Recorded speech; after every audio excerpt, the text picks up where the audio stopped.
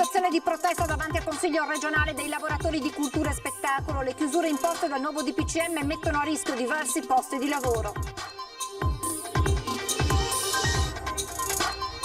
Monsignor Francesco Moraglia ha inviato un messaggio di solidarietà ai lavoratori del Teatro La Fenice. La voce del presule si leva a sostegno di tutte le categorie produttive e al mondo della cultura veneziana. Da stasera il Veneto entrerà in fase 3. L'annuncio del presidente Zaia: aumentano i ricoveri in area non critica. Questo fa scattare l'attivazione dei 10 Covid Center e di 5 ospedali dismessi. Doveva essere la manifestazione delle partite IVA, ma si è trasformata in una protesta dai toni accesi contro il DPCM varato dal governo.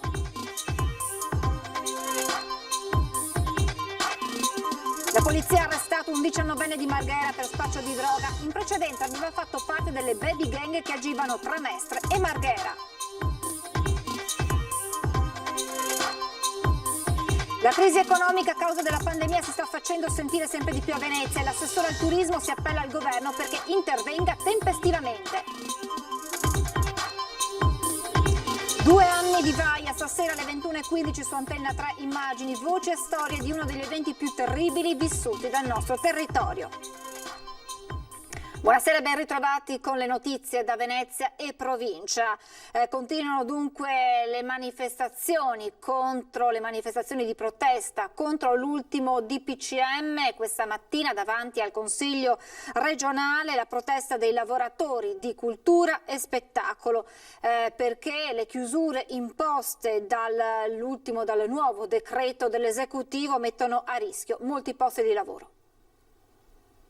Il mondo dello spettacolo, della cultura, dell'intrattenimento ha pagato e sta pagando un prezzo altissimo al coronavirus. Dal cinema al teatro, dalla lirica alla musica leggera, dal circo al balletto classico, le chiusure di primavera e le attuali rischiano di tradursi in un colpo mortale per parecchie attività di un settore quanto mai variegato, ma compatto nel manifestare il proprio disagio a Venezia, davanti all'ingresso del Consiglio regionale. Noi non siamo contro il DPCM perché capiamo le ragioni che spingono a una maggiore cautela visto come sta sviluppandosi il virus, però segnaliamo che c'è un mondo del lavoro dello spettacolo e produzione culturale che sono stati i primi a chiudere e saranno gli ultimi purtroppo a riaprire. Quindi servono ammortizzatori sociali veri per tutti quanti, generalizzati, soprattutto per i precari e gli intermittenti, e serve un piano di ripartenza per quando sarà finita questa pandemia. Assieme a Mauro Vianello della Fistel CISL ed Enrico De Giuli della Wilcom, Atalmi è stato ricevuto a Palazzo Ferrofini dal presidente del Consiglio regionale Roberto Ciambetti, dalla vicepresidente Francesca Zottis, alcuni capigruppo e dall'assessore regionale alla cultura Cristiano Corazzari. Alla regione si chiede un piano di sostegni serio per il settore e di fare da tramite col governo. E oggi come oggi le condizioni per lavorare ci sono in queste realtà. I lavoratori che manifestano a Venezia non sono tutti uguali, non solo perché appartengono a categorie diverse, ma anche perché hanno inquadramenti contrattuali diversi, come avviene nei teatri, ad esempio, dove la crisi non è uguale per tutti. Abbiamo una parte di lavoratori che per tanti motivi sono abbastanza protetti dal punto di vista economico con la cassa integrazione, però c'è una stragrande maggioranza di lavoratori del nostro comparto che non hanno neanche la cassa integrazione. Sono tutti lavoratori serali, i lavoratori a chiamata, i lavoratori intermittenti che lavorano solo quando ci sono gli spettacoli. Siamo senza lavoro, non si può stare senza lavoro, vogliamo lavorare. Nella prima parte dell'anno la Regione ha stanziato più di 3 milioni di euro di contributi distribuiti a 2.696 dipendenti e 419 lavoratori intermittenti, risorse che si sommano ai 35 milioni stanziati complessivamente per i comparti del turismo, della ristorazione e della cultura. Ma la strada da percorrere per uscire dalla crisi appare ancora lunga, alla luce di un futuro che si annuncia sempre più incerto. Chi è in cassa integrazione e chi senza reddito da mesi. Alla manifestazione che avete appena visto a Venezia del mondo della cultura e dello spettacolo, tutte le preoccupazioni di un settore in crisi. Ci sono anche le scuole di danza con le scarpette da ballo incrociate a testimoniare un impegno interrotto. Le storie dei lavoratori che manifestano a Venezia dopo le chiusure imposte alle loro attività dall'ultimo DPCM sono variegate. Dietro le voci cultura, spettacolo e intrattenimento ci sono settori completamente diversi, uniti nel 2020, prima dal lockdown di primavera e ora dal lockdown di autunno. In alcuni casi si è trattato quasi di un fulmine a ciel sereno, come per i teatri ad esempio. Abbiamo lavorato strettamente in raccordo con le altre fondazioni e con tutti i lavoratori per cercare di avere dei protocolli tali da permettere la messa in sicurezza della struttura, dei lavoratori e anche delle persone per andare al teatro. Diversi manifestanti arrivano dal Teatro La Fenice, a pochi passi da Calle Larga 22 marzo, dove ha sede il Consiglio regionale. Molti anche i lavoratori del Casinò di Venezia. I lavoratori del Casinò sono tutti in cassa integrazione, l'azienda è chiusa, abbiamo paura per il nostro futuro, il fondo ristori assegna al Casinò 150.000 euro, sono briciole rispetto agli incassi che fanno, siamo qua tutti insieme a chiedere il rispetto del nostro lavoro, del nostro futuro. Un capitolo particolare poi è rappresentato dalla situazione dei circhi. Beh, noi ci hanno fermato adesso lunedì, però siamo stati fermi 4 mesi da febbraio fino a giugno. Cioè, automaticamente poi ci hanno richiuso e... no. Quest'estate com'era andata? Male, anche quest'estate non è stata la solita routine del circo, ma non solo per me, per tutto lo spettacolo viaggiante in generale. Forse è ancora più difficile, se possibile, la condizione degli spettacoli viaggianti, le classiche giostre, i lunapark itineranti. Dietro un'attrazione, dietro ad una giostra, non c'è solo una persona che lavora, c'è una famiglia intera. Ad esempio ci sono i figli che devono comunque continuare a girare per studiare e ci sono delle famiglie che vivono dietro la stessa attrazione. Quindi abbiamo delle famiglie praticamente ferme dal 23 febbraio, completamente senza lavoro, con delle spese enormi. Ormai siamo allo stremo, non ce la facciamo più.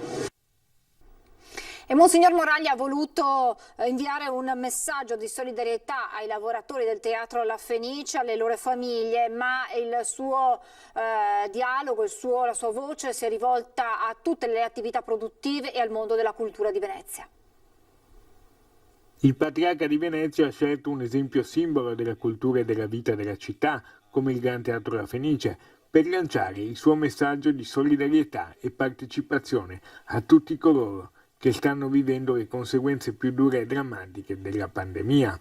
Esprimo la mia vicinanza, sono state le parole scritte dal Patriarca, a quanti sono impegnati ed operano con differenti compiti e mansioni nel Teatro La Fenice di Venezia, realtà che, insieme alle loro famiglie, ho avuto la gioia di incontrare e conoscere nel gennaio scorso durante la mia visita pastorale.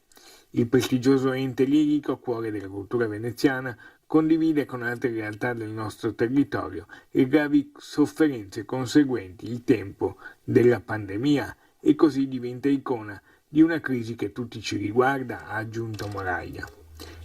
Chiedo che la politica, chiamata oggi a compiere scelte delicatissime, è stata dunque l'esortazione del Presidente della Conferenza Episcopale Triveneta, sappia trovare le soluzioni più adeguate e soprattutto eque e così venire incontro alle legittime aspettative e alle tante sofferenze delle persone.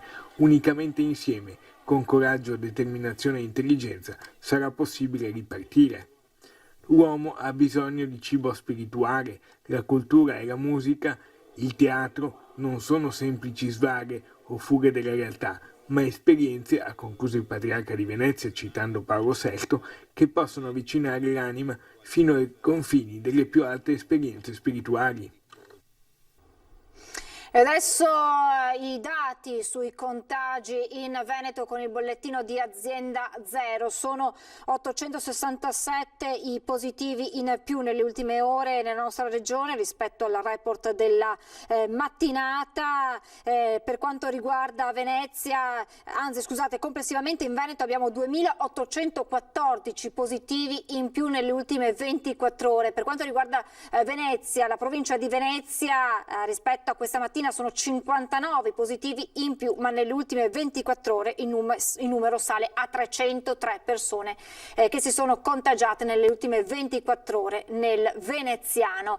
E cresce anche la pressione sugli ospedali. Oggi si registrano nelle ultime ore 30 pazienti ricoverati in più nell'area non critica e 5 pazienti in più nelle terapie intensive. Questi sono i dati regionali, e in area non critica si supera la soglia dei 900 pazienti, e questo fa scattare la fase 3 in Veneto, e questo porta all'attivazione dei Covid Center regionali.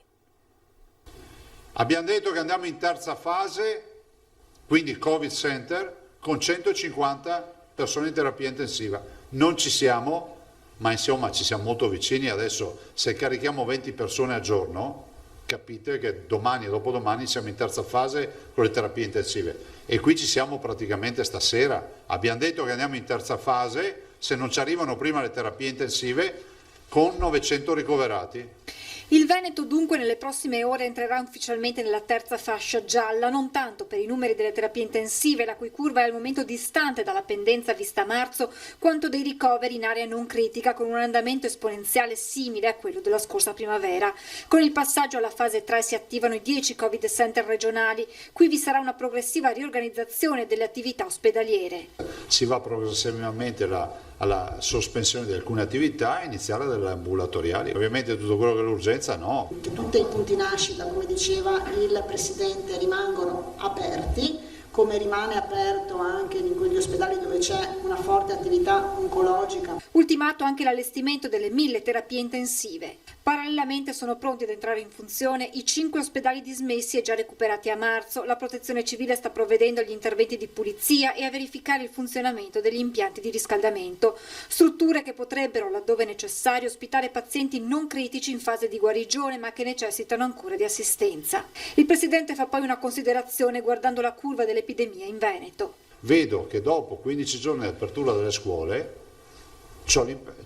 le curve dell'infezione cominciano a muoversi, e sappiamo che la letteratura scientifica dice che i giovani, se infettati, molto spesso hanno alta carica virale, non si diventano sintomatici, ma possono essere degli asintomatici grandi diffusori. L'assessore Lazzarin aggiorna poi la situazione nelle RSA con gli ultimi dati riferiti allo scorso 26 ottobre. 351 gli ospiti positivi, pari all'1,1%, 295 invece gli operatori contagiati, lo 0,9% del totale. C'è un grosso problema che è quello del personale, perché vedete 295-300 persone positive vuol dire che stanno già andando in sofferenza di personale. Inevitabile alla fine una battuta sull'esito del sondaggio realizzato da Demos per Repubblica sul gradimento dei leader politici. Il Presidente del Veneto, con il 58% dei consensi, raggiunge in vetta alla classifica il Premier Conte. Mi penalizzano più di quello che potete pensare queste notizie qua, perché poi diventa sempre più difficoltoso e laborioso anche nei rapporti quotidiani con le diverse istituzioni, perché ti vedono sempre sotto un'altra luce. Invece l'unica luce che vogliamo è quella del governo della Regione del Veneto. Nel pomeriggio c'è stato l'incontro tra le sigle sindacali dei medici di base e la Regione. Sul tavolo il documento per effettuare negli studi dei medici di famiglia i tamponi rapidi. Il documento alla fine è stato approvato con alcune modifiche. Contraria invece la FIMG di Treviso e Vicenza e la SNAMI. Ci sono tante manchevolezze, deve essere garantita in primis la sicurezza dei pazienti, ma anche la nostra, spiega il segretario provinciale della FIMG di Treviso Brunello Gorini. Questo comporta un aumento del carico burocratico per noi medici, sarà difficile attuare il piano, conclude Gorini. E adesso andiamo a Chioggia, dove la manifestazione delle partite IVA si è trasformata in una manifestazione di protesta contro il nuovo DPCM.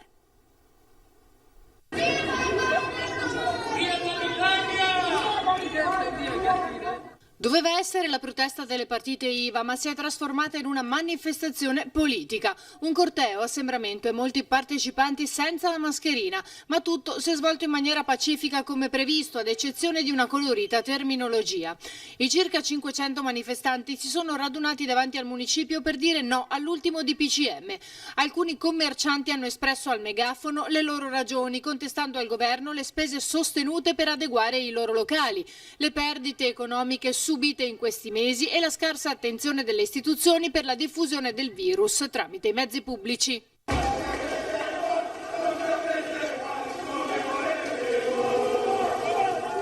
Qualche ora prima della manifestazione, due noti ristoratori avevano spiegato i motivi della protesta con toni diversi. Ci raduneremo davanti al palazzo comunale, avevano detto, nel rispetto della legalità. Manterremo le distanze e indosseremo le mascherine. Non ce l'abbiamo affatto contro chi governa, lo Stato, le regioni e il comune. Reclamiamo solamente qualcosa in più rispetto alla pura e semplice comprensione. Fondamentale, hanno concluso, che ci si consenta di lavorare quel minimo indispensabile per riuscire a sopravvivere.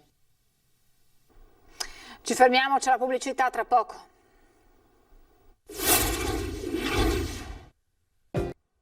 Rieccoci in diretta con la cronaca. La polizia ha arrestato un 19enne di Marghera, noto per aver fatto parte in passato delle baby gang. Gli agenti sono intervenuti in un'abitazione di via Fratelli Bandiera su richiesta del 118. Gli operatori sanitari erano arrivati per soccorrere una ragazza che aveva ingerito delle medicine, ma il 19enne si opponeva. Dopo aver riportato la calma, i poliziotti hanno controllato l'intera casa. In giardino, sotto la finestra del bagno, hanno trovato un panetto di hashish di circa 200 grammi, nonché un altro sacchetto con ulteriori pezzi di stupefacente del peso totale di 100 grammi della stessa sostanza. Il 19enne ha ammesso di aver gettato la droga in giardino quando ha visto arrivare gli agenti. In casa invece sono stati trovati 10 grammi di marijuana, oltre ad un bilancino di precisione. Il giudice ha convalidato l'arresto e l'ha liberato in attesa del processo, sottoponendolo all'obbligo di dimora, misura alla quale era già sottoposto. La crisi economica a causa della pandemia si sta facendo sentire sempre di più a Venezia e l'assessore al turismo Simone Venturini si appella al governo perché intervenga tempestivamente. Venezia ha chiesto al governo di attivare immediatamente un tavolo d'urgenza, una cabina di regia emergenziale con le principali città turistiche, almeno le 5 principali città, per coordinare insieme un piano che preveda oggi il sostegno alle imprese e ai lavoratori che sono fortemente colpiti da questa situazione. Purtroppo l'inverno sarà ancora lungo da questo punto di vista, e poi studiare insieme un piano di rilancio che possa partire non appena le condizioni appunto ce lo consentiranno. Serve quindi una forte cabina di regia. Il governo deve tornare a confrontarsi con le città, in particolare con le città che rappresentano gli ambasciatori dell'Italia nel mondo e quelle che per tanti anni hanno pagato molte entrate fiscali allo Stato italiano. La richiesta dell'assessore comunale al turismo è chiara. La situazione del settore è estremamente preoccupante. Il governo si deve attivare prima che sia troppo tardi. Venezia in particolare era già stata colpita duramente dall'acqua alta dello scorso 12 novembre. Poi la pandemia è stato il colpo di grazia e non si può permettere che questa crisi prosegua. Lo scopo non è partire solo come prima, ma possibilmente partire meglio di prima. È quindi importante anche in questa fase capire da parte del governo che è importante dare alle città quei pochi ma necessari poteri per regolare alcuni fenomeni turistici che altrimenti rischiano di partire in alcuni casi come prima. Il messaggio al governo è chiaro. In un momento di grande difficoltà dobbiamo affrontarlo insieme, governo e città. Non possiamo essere ignorati e dobbiamo essere a un tavolo urgente insieme al governo. Prima di salutarci vi ricordo che questa sera alle 21:15 ripercorreremo i giorni drammatici della tempesta Vai e le sue pesantissime conseguenze nelle settimane e nei mesi successivi con il documentario Il Veneto in ginocchio, realizzato dalla nostra emittente. Immagini, voci, storie raccolti in ore e ore di edizioni straordinarie con le quali abbiamo raccontato uno degli eventi più terribili vissuti dal nostro territorio. Appuntamento dunque da non perdere questa sera alle 21:15 su Antenna 3 con il documentario Il Veneto in ginocchio. Si conclude qui questa edizione del nostro telegiornale, vi lascio come sempre alle previsioni del tempo. Grazie per l'attenzione e buona serata.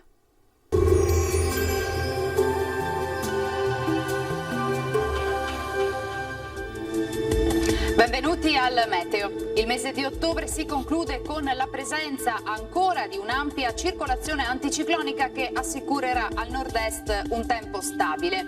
Nel dettaglio sul Veneto nella giornata di sabato 31 non sono attese piogge, ma alta pressione in questo periodo dell'anno è sinonimo di nebbia. Ecco che in pianura e nelle vallate alpine avremo foschie anche fitte e persistenti, maggiori spazi soleggiati invece sui monti.